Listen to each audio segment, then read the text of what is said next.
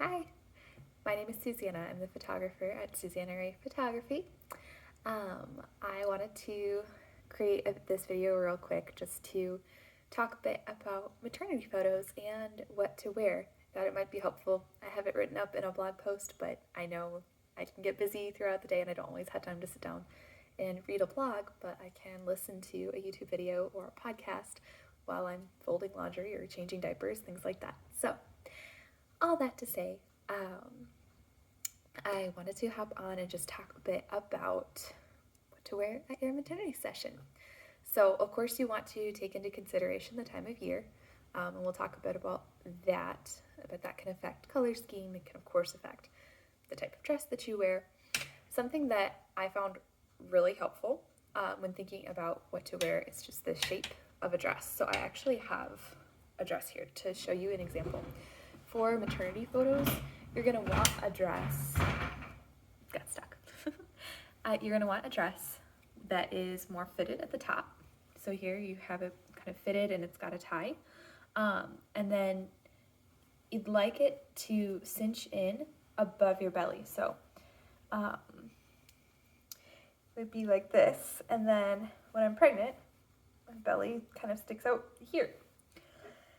And then it gets nice and flowy down below. This one actually also has a slit, which can be kind of fun. I don't always like it for family photos because my toddler grabs at my skirt and gets to be a mess. But with maternity photos, it can be kind of fun. Can feel a little bit like, I don't know, just it adds interest and emotion. Can kind of have that split along the side. And then if you want to show your belly at all, you can also do that pretty easily with a skirt that has a slit. If the slit comes up really high, you just can also put in like a safety pin or something like that for other shots where you're not necessarily wanting it to open up. But if it flares out at the bottom and is cinched in at the top, I'm demonstrating with my hands, which you can't see. If it flows out at the bottom, so down like that, but it's cinched in at the top, then it really accentuates your belly. And that's what you want for maternity photos. You want to be able to see that beautiful baby bump before baby arrives. And so I definitely recommend looking for that. Lots of times you can find ones that cinch in either with a tie or with an elastic. So Baltic Born, let's see, I'm trying to think, Pink Blush, Joyfully, and a few others. I have some linked into my blog post that you can just go to and tap on it. If you like scroll, you can see them linked there. Then as far as colors, so again, you're wanting to show off your baby bump. That's why you're booking photos.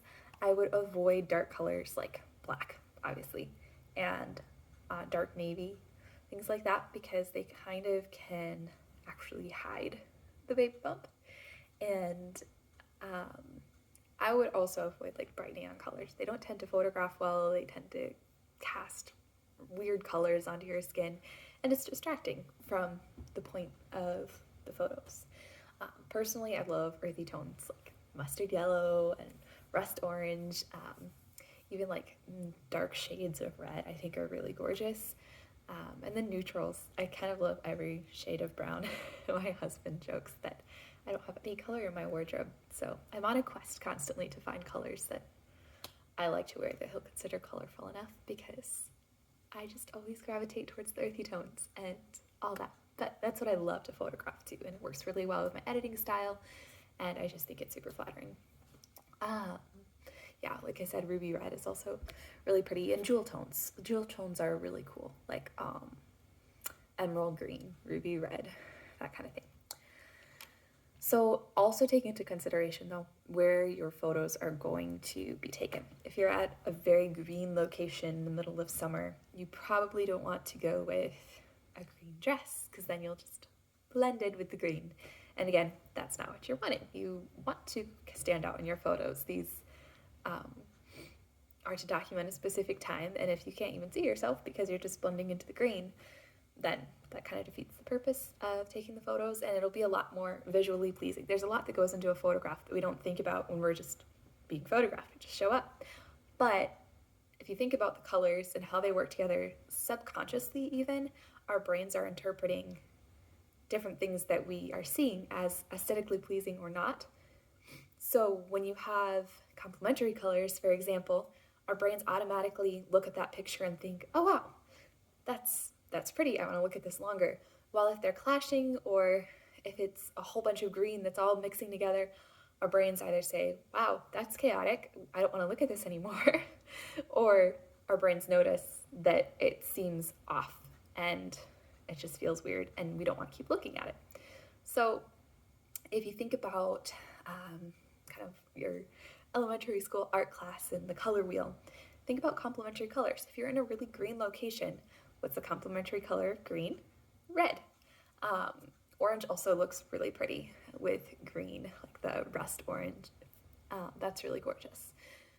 And that's not all the time. It's a pretty safe bet, and there are other colors that go in. You don't always just have to do the complementary, but if you're really struggling to know what to go with, take a look at the color wheel or ask your photographer and see what the complementary color is. You might find that that's a really awesome color. You might find it's not a color you like to wear and you want to look for a different one, but it's worth at least checking. In terms of the weather, I said we would talk about this. Most dresses you can make suitable for winter if you add like a sweater. So even something like this, you can shrug it down on your shoulders. So like, look how much variety you can get from this. So you can either take it off and just have what you're wearing underneath, and then between photos put it back on to stay warm, or you can wear it on, or you can shrug it down like this and get all cozied up in it, and it's super cute, and then you stay warm during your photos too. So that's totally worth looking into. Or you can get like a fur stole if you like that look. I think I prefer sweaters. Some people really like shawls. Sometimes you can get a cool antique tablecloth and fold it up, and it looks really pretty in the photo and looks like a shawl. I doubt it would be as warm though as a sweater. So just evaluate, your tolerance for cold, and you know how cold it is where you live. In Minnesota, it is usually very cold. Right now we're having abnormally warm weather for February, so probably could get away with tablecloth. But most of the time a sweater is going to be a better choice. You can also bring a jacket to put on when you're walking between locations in particular. That way you can kind of try and stay warm between photos so that you're not freezing cold, because we don't want you to be miserable during your maternity photos by any means. And then another thing to think about that we don't always think about is undergarments, just to make sure that they're smooth fitting. You can wear a shapewear if you want. That can help accentuate things and smooth things out. But also check, make sure bra straps aren't showing, make sure the color isn't showing through your clothes, because that's super distracting and not always what you're going for in your maternity photos. So just think about what that looks like. Even check the back. If you have a lower back dress, you don't always think about the straps that are showing, but maybe grab a bra that would work well for that has a different shape for the straps. You can kind of do a twirl in the mirror or in front of your partner and ask them to check it for you also. And then underwear, like smooth fitting underwear, so there aren't weird lumps from that. It's kind of an awkward thing to talk about, but it's also helpful because I definitely didn't think about that for my maternity photos. So you don't always notice it until you see the photo and realize I should have looked at that beforehand. And it's super hard to edit out, so it's better just to avoid it from the start. And then don't forget about dad. So avoid matching each other. That's not really a great look. It's pretty dated in terms of photography. And it's just not, that whole subconscious thing about how our brains interpret what a picture looks like, it's not very appealing. So if you go with complementary colors or coordinating with each other, that tends to be a lot more visually appealing and goes together really well in your photos. And of course, make sure that dad is warm if it's cold, because he in particular is not going to have as much to be doing during the photos, so he probably will even be colder. Granted, he could also wait in the car when you're just doing your photos if it's too cold, but having a warm jacket that's also aesthetic or visually appealing, there seem to be a lot of options for guys with jackets like that. So you can look on Amazon even. I hope that's helpful. I do have, like I said, there's the link in the blog for where to buy dresses. So, Joyfully, Baltic Born, Pink Blush, Reclamation, if you have the money to buy them, they have beautiful, beautiful, beautiful dresses. And they're handmade. And those are on Etsy. So, you could definitely check that out. Sometimes you can rent those as well. So definitely look into that if it's something you're interested in. And feel free to reach out if you have any questions. I love talking about photo sessions. I like to talk in general, as you could probably tell by all my rambling. But hopefully this gave you a good overview. Talk to you later.